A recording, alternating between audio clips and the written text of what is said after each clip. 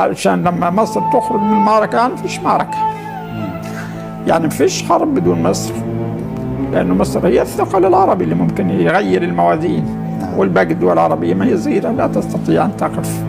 يعني أنت أمامك أنه مصر لا شك دفعت ثمن غالي وكبير من أبنائها وجيشها وإمكاناتها. طب هي إمكاناتها دوبت تطعم شعبها. كانت مصر في حاجة أن تدعم ماليا، يعني أمريكا الآن بتدعم إسرائيل بمليارات لتحافظ على توازن قواها. كان ممكن تجتمع الأمة العربية وتخطط لوجعل مصر قوة عسكرية تواجه القوى الإسرائيلية وتنمي قواتها لتبقى الساحة مواجهة وقوية وتتحمل تبعات الجهاد اللي بتكون في مصر، مش تسيبها لحالها وتتحطم لحالها. فلو كان هذا التخطيط ناجح والأمة العربية يعني دفعت ما عليها من بدناش يجيبوا جيوش، ما هي جيوش كثيرة حوالينا، بس أعطونا